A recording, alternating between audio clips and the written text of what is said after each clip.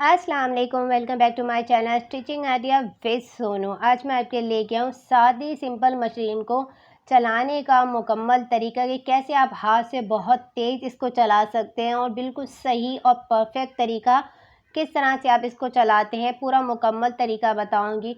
किस तरह से आप इसके अंदर धागा डालेंगे और किस तरह से आप इसको चलाएंगे। अगर आपको बिल्कुल भी सिलाई मशीन नहीं चलानी आती तो भी ये वीडियो आपके लिए है, और अगर आप सिलाई सीख रहे हैं तो भी आपके लिए ये वीडियो है।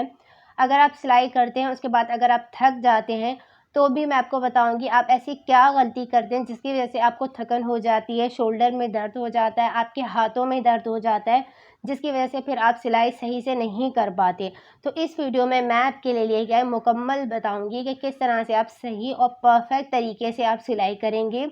सिलाई करने का तरीका, क्या आप ये सिलाई मशीन बिल्कुल सही चलाती हैं, और मैं आपको बताऊंगी आपके पास कौन सी सिलाई मशीन होनी चाहिए। अभी फ़िलहाल जो मेरे पास सिलाई मशीन है ये सलीका की सिलाई मशीन है। ये बहुत ही बेस्ट है, बहुत ही पुरानी है। ये बहुत ही मतलब कि पुरानी है, मेरे यूज़ में होती रहती है, बहुत कम इसको यूज़ करती हूँ। जब लाइट का मसला होता है फिर मैं इसको यूज़ कर लेती हूँ हाथ पे।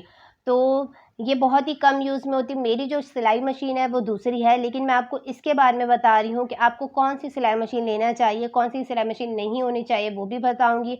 अच्छा, आप कोई सी भी सिलाई मशीन ले सकते हैं, जो भी आपको मार्केट में मिल जाए, जो आज के दौर में बहुत ही अच्छी और बेस्ट क्वालिटी की हो, कोई सी भी आप कंपनी ले सकते हैं।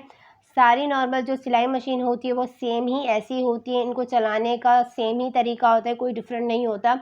तो आप देखिए कि किस तरह से हम इसको चलाएँगे, किस तरह से करेंगे। इसको चलाने का मैं आपको तरीका बताऊँगी। काफ़ी लोग इसको बहुत ही गलत तरीके से चलाते हैं, जिसकी वजह से उनके हाथों में, कंधे में, कलाई में तकलीफ़ हो जाती है और जिसकी वजह से वो सिलाई नहीं कर पाते। तो ये सिलाई मशीन मैं आज आपके लेके आऊँ। सबसे पहले हम स्टार्ट करते हैं, हम क्या करेंगे। सबसे पहले हम इसके अंदर किस तरह से इसके अंदर धागा करेंगे, धागा किस तरह से हम इसके अंदर भरेंगे। तो मैं आपको धागा भरना बताऊँगी।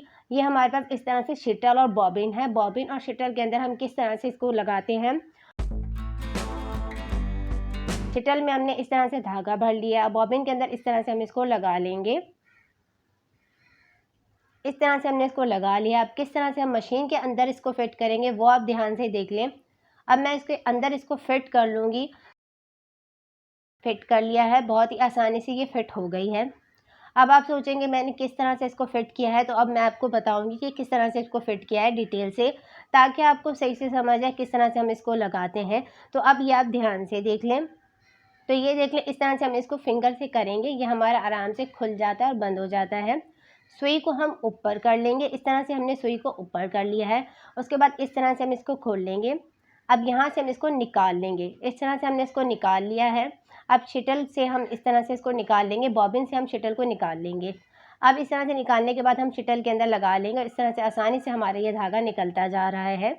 अब इसके बाद हम इसको लगाएंगे कैसे, इस तरह से इसके अंदर हम इसको फिट करेंगे। जो इसका हमें ये होल दिया गया है, सुराख दिया गया है, सेंटर में इस तरह से लगाएंगे और फिंगर की मदद से हम इसको दबा लेंगे। ऊपर से हमें ये इसकी दी गई है, हमें इसका ये शेप दिया गया है, जिस तरह का हमारा ये बॉबिन का शेप है वैसे हमें ये दिया गया है। इस तरह से हम इसको फिट करके फिंगर की मदद से करके और बंद कर लेंगे। इस तरह से हमने इसको लगा लिया है, ये बहुत ही आसानी से लग गया है। अब मैं आपको धागा डालना बताऊंगी, सही तरीका किस तरह से सिलाई मशीन के अंदर धागा डाला जाता है। इस तरह से हम इसको रखेंगे। अब इसकी राउंड से इस तरह से इसको घुमा लेंगे। अब घुमाने के बाद यहाँ से हम इसको गुजार लेंगे। अब उसके बाद इस जगह से हम इसके ऊपर धागे को गुजार लेंगे। उसके बाद हम सुई के अंदर से धागे को गुजार लेंगे। इस तरह से हमने सुई के अंदर से धागे को गुजार लिया है। अब नीचे से इस तरह से हमारा धागा ये ऊपर आ जाएगा। हमने इस तरह से हल्का सा मशीन को हाथ से चला लिया है। इस तरह से हमने इसको अंदर धागा लगा लिया, बहुत ही आसानी से, बिल्कुल सही परफेक्ट हमारी ये सिलाई मशीन के अंदर धागा डल गया है। अब मैं आपको सिलाई लगा कर दिखा रही हूँ।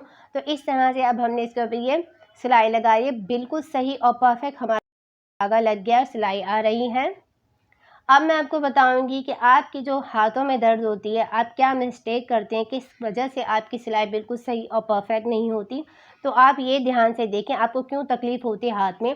चलाने का तरीका आप किस तरह से चलाते हैं, काफ़ी लोग इस तरह से इसको चलाते हैं। अब ये देखें,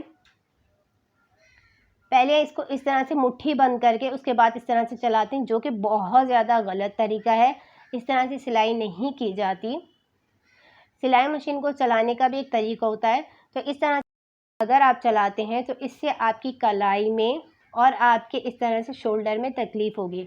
और इस तरह से अगर आप मुट्ठी बंद करके इसको चलाते हैं तो इससे ये होगा कि आपकी जो फिंगर है, फिंगर के ऊपर आपको ये इसका जो दिया गया होता है, ये साइड पे आपको चोट लगेगी और आपका ज़ख़म बन जाएगा, तो आपको यहाँ तकलीफ़ होगी। तो ये आपकी सिलाई मशीन चलाने का गलत तरीका होता है। सही तरीका 3 फिंगर की मदद से हम इसको चलाते हैं और थंब की मदद से हम इसको, अंगूठे की मदद से हम नीचे से इसको पकड़ते हैं और उसके बाद हम इसके ऊपर प्रेशर करके इस तरह से हम आराम से इसको चलाते हैं।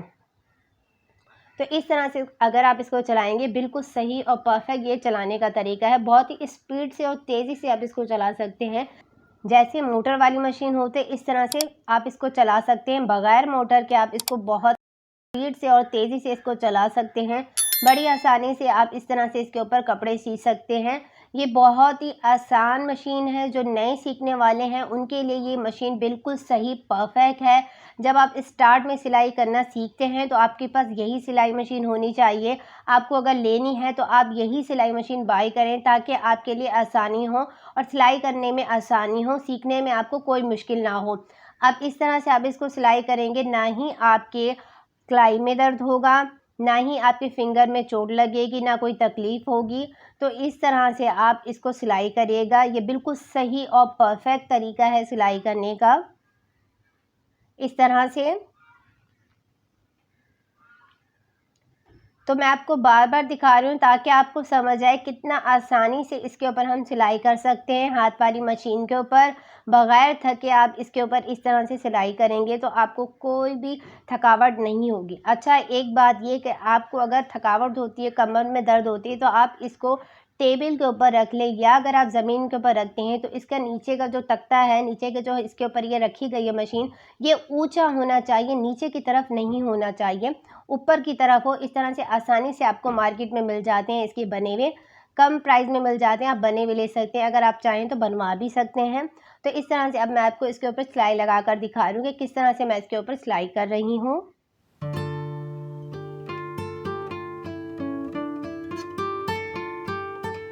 सादी सिंपल सिलाई मशीन का तरीका मैंने आपको बता दिया है, किस तरह से आप इसको चला सकते हैं। बहुत ही आसानी से आप इसको चला सकते हैं।